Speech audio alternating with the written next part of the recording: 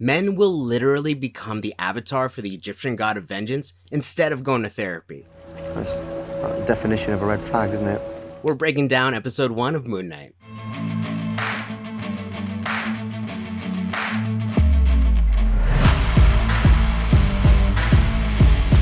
Hey guys, I'm Law Sharma, senior content producer at CinemaBlend and Moon Knight expert. Disney Plus just premiered episode 1 of Moon Knight, and today we're breaking it down. Now, if you're into nerdy content and you want to stay up to date on all our breakdowns on Disney Plus shows and more, make sure you're subscribed to our channel here at CinemaBlend, and make sure you turn on those notification bells. In there, something wicked. Check it out. What's a TV show without a good protagonist? Well, buckle up because this show actually has a couple of options for us to follow. Now, we're first introduced to Stephen Grant. He's a timid museum worker, he's English, he also has a crazy sleeping disorder, but more importantly, Stephen's expertise in Egyptology will definitely come into play later, so it's going to be important that he knows his stuff. They believed you needed your heart to be judged in the underworld, and only the worthiest would be allowed to pass through the field of reeds. So basically, he's a lonely nerd who's found solace in his hobbies. Can't relate.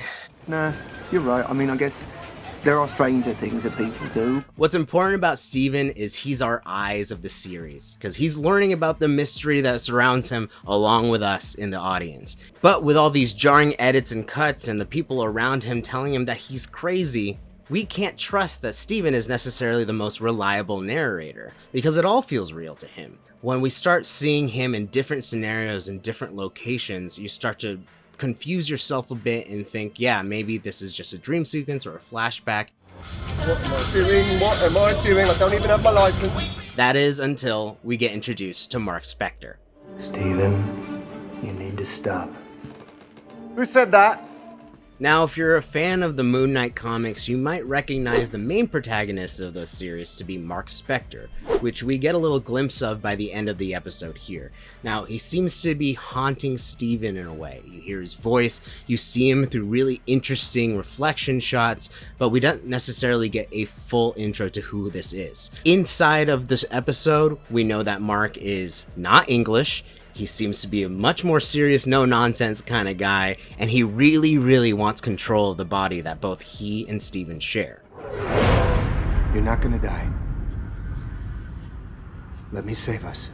But it needs to be said that this is not an origin story for Marc becoming Moon Knight. This is an origin story for Stephen Grant and the world of Moon Knight. Me? Hiya. He's discovering these different sides to him and these powers for the first time alongside us. If he was the protagonist of the show, it would look very different. And I, for one, am glad that we're following Stephen's eyes throughout this process. Will you look at that?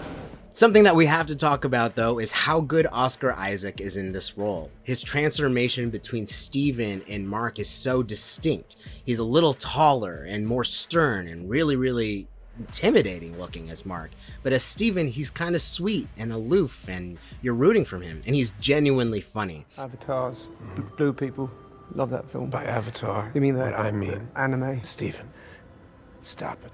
Oscar Isaac is phenomenal in this role, but I think what's going to keep people coming back week to week is going to be seeing how these different characters eventually come together to form the hero Moon Knight.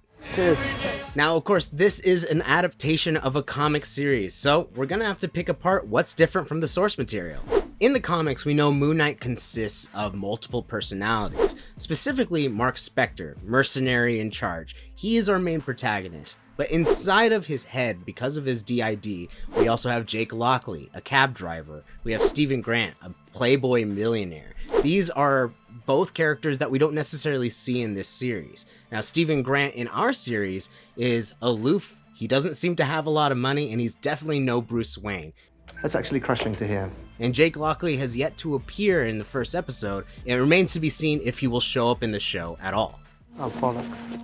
Now, in the comics, it's also important to note that Moon Knight is his own separate entity inside of Marc's head. Now, we don't know how that will be portrayed in the series so far because we only get that quick shot of Moon Knight at the end of the episode, but we're hoping that we get different personalities coming through Oscar Isaac's performance in the rest of the series.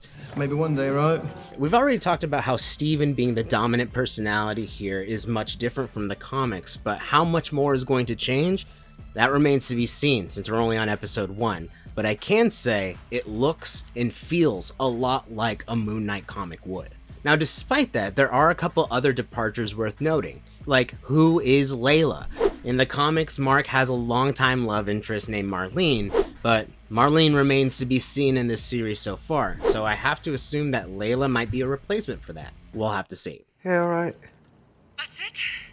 Another interesting departure for the comics is our villain, Arthur Harrow. Now, in the comics, he was a Nobel Prize winning scientist for his work in pain theory, but he doesn't look like that in this series. He's a cult leader. Let's get into that.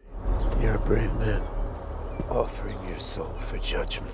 Now, not much is known about Arthur Harrow in this universe other than the fact that he likes walking around with glass in his sandals, he has a scale tattoo that's magic, and he serves the Egyptian goddess Ammit. She knows what we've done and what we will do.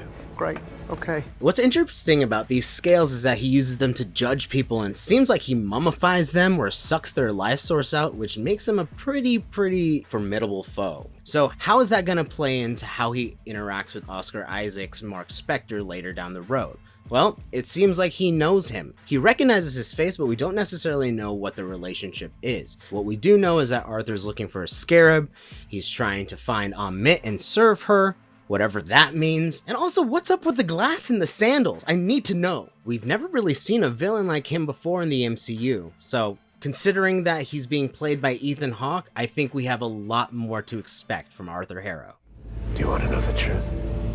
Now, obviously after episode 1, we're all gonna have some lingering questions, but here are some of mine. Can we trust Khonshu? He's an Egyptian deity that we've never seen before in the MCU. I'm really curious to see how he uses Marc and Steven. We'll have to see how that relationship shakes out. I'm also curious about Layla. How is she gonna play into the story? How much is she gonna inform Steven on her relationship with Marc, since she seems to know him pretty well? And we keep referencing Ammit, another goddess in the Egyptian Ennead, and I wonder what is exactly her objective here, using Arthur for her mission, and how much does it differ from Khonshu's? That's definitely a question that we're going to want to keep up to date on. It's maddening, isn't it? The voice in your head. Now, we've heard Grant Curtis, the producer, speak out on this, and everyone's been speculating, but how does this connect to the MCU? Well, so far, it doesn't really. We know it's a Disney Plus show, we know that it's created by Marvel Studios, but there's no references to other characters. This stands alone on its own. This is Marc Spector and Stephen Grant's story, and I, for one, am so glad that we have something that a new fan could watch for the first time and fall in love with the MCU in a very different way. The MCU is getting weird, guys. It's gonna get dark, there's gonna be spirits and demons. It's gonna get crazy, and I'm here for it. With all that being said, make sure you guys are subscribed to CinemaBlend and have your notifications turned on, because we're going to be breaking down every episode of the Moon Knight series, so you're definitely going to want to stick around for that. My name is Law with CinemaBlend, and thanks for joining us. Laters, gators.